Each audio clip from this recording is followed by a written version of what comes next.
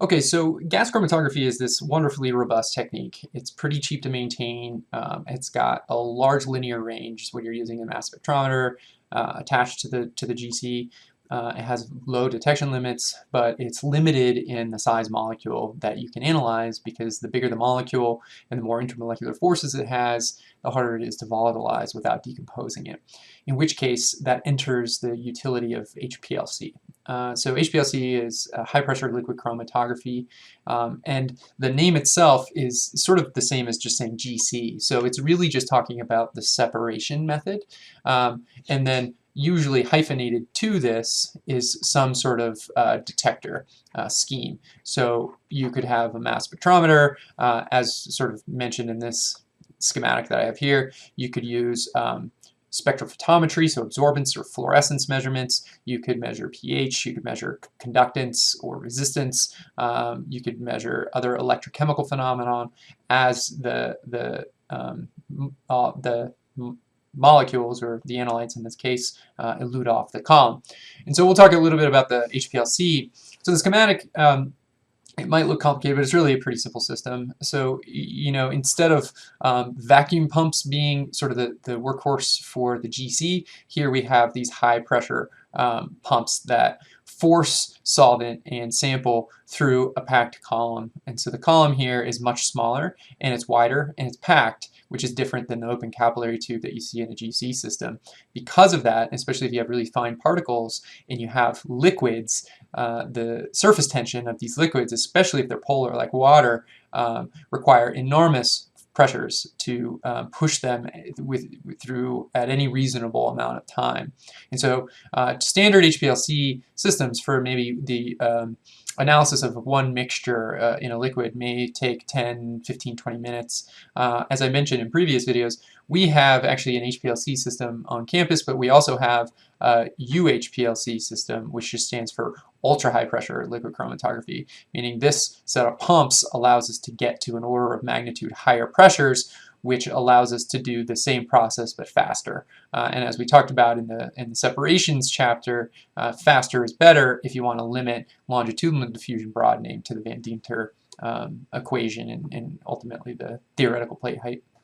So sample injection is pretty simple. Usually you've got a syringe and you have this gated valve right here, and this valve rotates so that the port aligns with whatever conduit that you're interested in using at any moment in time. So you could move it over so that you fill a sample loop, and in that case the sample loop gets filled. These are predetermined volumes, which is nice because that allows you to very controllably inject a very small volume under your column, which helps us with our broadening issues. And then it stays in the sample loop, and then as you're filling this, you can fill it with excess, and then the rest just drains off to waste, like here. And then when you're ready, the valve engages, and that pushes liquid from your choice of solvents through the sample loop and then out to the column. And so that's generally how this works.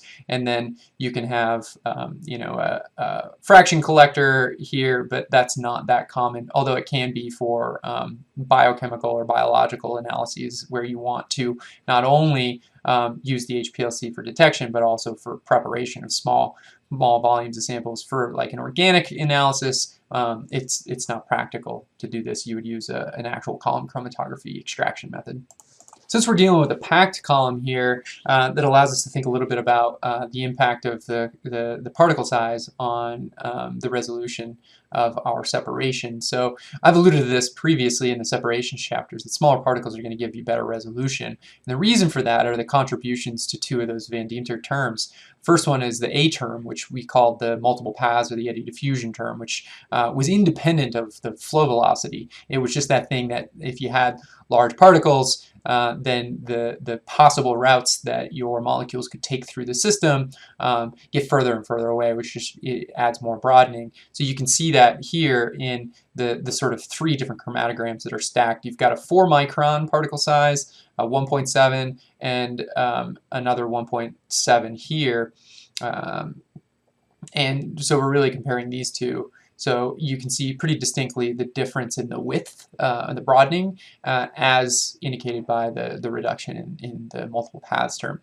At the same time, less distance the solute must diffuse. If you have small particles, it also reduces that mass transport term, the C term, which was, if you remember, that actual equilibration step. So the process by which the solute actually adheres to the stationary phase and then desorbs to reach some equilibrium state. If you've got smaller particles, that distance required to reach equilibrium is less, so that also decreases to a lower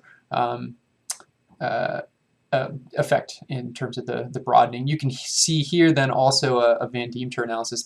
These are just things I grabbed out of your textbook. So you can see the plate height as a function of some particle sizes here, and all the way down to 1.8 microns here as a function of velocity. So what you're seeing here are the physical effects of the broadened peaks. What you're seeing here is the actual impact on the plate height h, where of course we know that the smaller the plate height, the more theoretical plates we can have on some column with a length L, and that leads to higher resolution and better separation efficiency.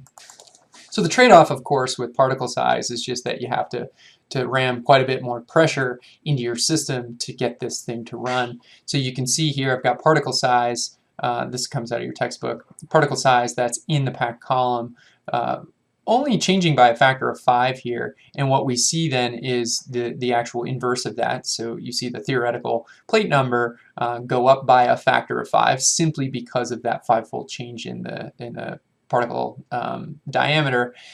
But you see a much more, there's a nonlinear relationship with the required pressure to get things to fit and force through your packed column. Even when you're only changing it by a factor of 5, from 5 microns to 1, it's a significant change from only a 20 bar drop across the column required. And remember, you know, atmospheric pressure is 1.013 bars, which is equal to 1 atmosphere. So you're talking about roughly 20 times atmospheric pressure to push a liquid here through the 5 micron column, and 2,300 times atmospheric pressure to get it to go through 1. So that's the advent of a U HPLC system, and why pumps play a huge role in liquid chromatography in general, and why its many of its advancements come from the development of newer pump models that are more affordable, so people can start to run things in the single micron or even sub-micron range to extract huge plate numbers. So what does the packing actually look like? Well, they're silica. These are these silica beads, but most often they're porous like this, and so they go through this treatment process. So they're synthesized first, they go through a treatment process with base to partially dissolve them, make them porous like this, and what that does is it massively increases the surface area to volume so that you can then affix to the outer surface of this a nonpolar phase. And so the most common phase that is packed into an HPLC column is this stuff called C18, which is literally just a 18 carbon long chain. So it's super nonpolar, greasy chains, all fixed and functionalized covalently to the entire silica bead, but also inside the pores, and so you can see how these things are oriented in there. So it leads to this massive interaction with whatever your solute molecule is, and it decreases also massively that C term, the mass transport term, because it can, even within one pocket, it can go through multiple equilibration cycles before having to diffuse very far. One downside of using silica here is that SiO2 is vulnerable to attack with base, and so these if you're using silica, you typically can't analyze or separate aqueous solutions with pHs above 8 before you start to damage or actually dissolve some of your stationary phase off your column. So there's really two broad ways to run your HPLC system, and that just focuses on whether or not you are packing your column with a nonpolar phase or a polar phase. And I'll talk about both of those here in a second, but I just want to give you an example of several different phases that can be attached and what they might look like. Of course, you don't need to know this. The one I have highlighted in the nonpolar phase group is the octadecal, which is the C18, which is by far the most common nonpolar phase used. But you can see a variety of different flavors for polar phases, and it really just boils down to the nature of separation that you want to conduct, the matrix that those analytes or molecules are in, and what do you specifically want to leverage. Are you separating a bunch of polar molecules, in which case maybe using a polar phase is useful, or are you separating a bunch of nonpolar molecules, in which case a stationary phase that's nonpolar would be more useful, right? If you, just for an example, if you were using a polar phase and you were trying to analyze for things like PFAS, which are pretty nonpolar, they would largely clump together and shoot through without much interaction. So they wouldn't be parsed by the polar phase because there would be limited interaction between the polar phase and the nonpolar molecules. So you're typically choosing a phase in your stationary column, or stationary phase in your column, that is similar to the things that you want to separate, or similar to in terms of the chemical properties of those things. So as I mentioned before, there's really two primary categories by which an HPLC is run. This is an overgeneralization, of course, but these are the two that I'm going to mention here because they're the general ways that you would experience this if you're not doing your own method development. So you can run your system in reverse phase, which means that you're using a nonpolar column like a C18. So you're packing a bunch of silica beads here, you're functionalizing them with C18, and then as the mobile phase, you're using a fairly polar carrier solvent, in this case like methanol. This works pretty well if you've got like an aqueous solution and you have, in that aqueous solution a mixture of some polar or nonpolar things that you want to separate and measure. And so the example would be like in my lab, as part of our citizen science project with the Fountain Valley Water Project, we analyze these things called PFAS, which are largely nonpolar because they're these perfluorinated long alkyl chains. And so we use a nonpolar column, a C18 column, and we use a mixture of methanol and acetonitrile to separate over the length of that column. Normal phase is when you have a polar column. You could even just be bare silica, SiO2, although that's not that common, but it could be. And the mobile phase depends on how strong that particular phase adsorbs to SiO2. So if it's got a weak adsorbance, it's going to be considered a stronger eluent, meaning it's going to move faster through the system and carry your molecules through a little bit. More polar solvents are going to compete more with any adsorbed molecules and displace them, so that your separation mixture actually moves faster through the column in that case relative to the polar solvent. So, and something that's important to know is that the mobile phase in either of these cases or methods, reverse or normal phase, they don't have to be fixed. They can be.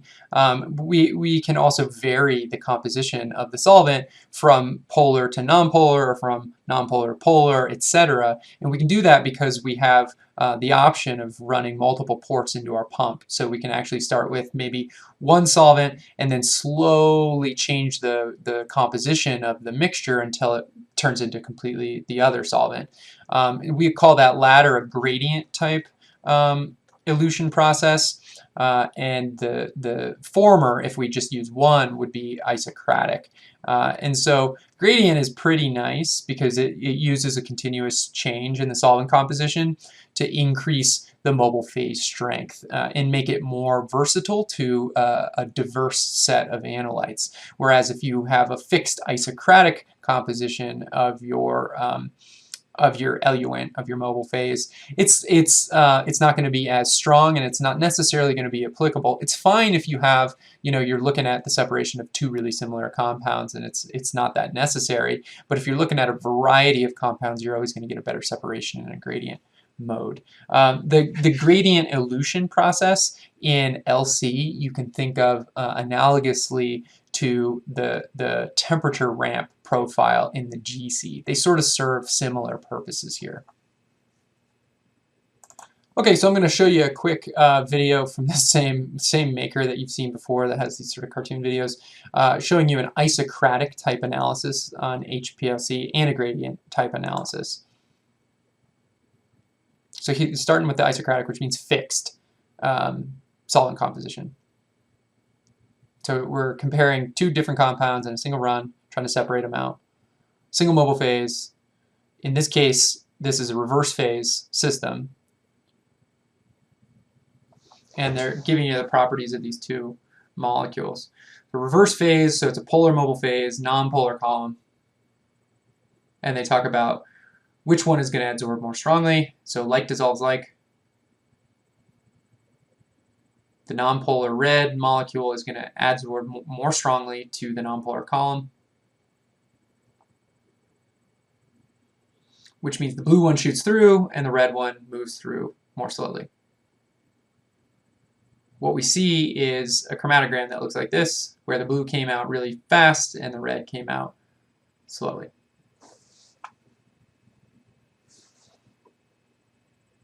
Here's an isocratic analysis where it's a constant composition, but now it's 90% and 10% nonpolar.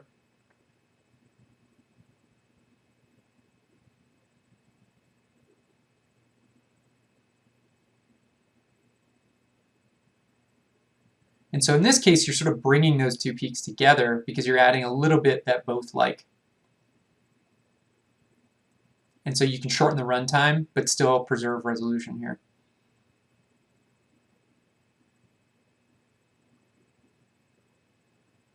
So a gradient analysis is one in which the composition actually changes throughout the run.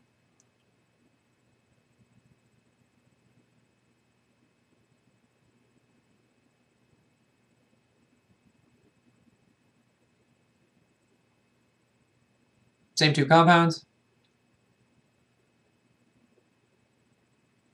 Starting out, you can see the gradient run here. And the idea here is you keep it polar at first to get the blue to move, and then you rapidly change it to nonpolar to get the red to move. And that can significantly improve the runtime for the system, because instead of spending an enormous amount of time to wait for that thing to come off the column when it doesn't have a similarly matched polarity to the mobile phase, it's just going to take forever. And so here you're sort of working in reverse. Normally you're trying to maximize your resolution, which you still are. You still want to conserve resolution here.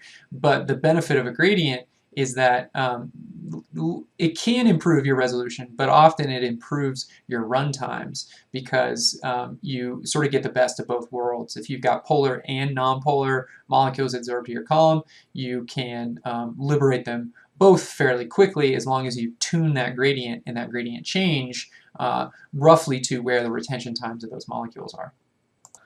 So it's a lot to think about, and you're by no means going to be an expert of Hplc, and it's sort of a lifelong skill to grasp the intuition around this, but the general premise of its functionality is fairly straightforward. This decision tree, I think, is a pretty nice one that comes out of your textbook, and it starts by just looking or differentiating based on the size of the molecule. So you've got less than 2,000 molecular weight and things that are greater than 2,000, and then you have the next portion of the tree, what the analyte is soluble in, whether it's organic or an aqueous system. So for an aqueous system, you can have the differentiating characteristic be the charge, in which case you're both using a reverse phase, but the specific type of interaction can be dictated by either the column type or the specific type of solvent that you're going to run. If you've got something that is soluble in organic, this sort of blue path is like the most common for the use of the Hplc. You could run a mixture of methanol water or acetonitrile water in reverse phase mode, and the types of columns that would be useful for these types of separations. So this is nice and helpful for this type of analysis. The bigger molecules down here are really beyond the scope of this class, but become the focus of more of a biochemical methods course, where you can use Hplc as an actual preparative mechanism. So you can have a little bit more sway in the type of column that you're using. So instead of just using normal and reverse phase, which are primarily your separation means in the small mass thing, you can see up here you're using a mixture of ion exchange or molecular exclusion or size exclusion or even hydrophobic interactions based on the polypeptide or the protein that you're trying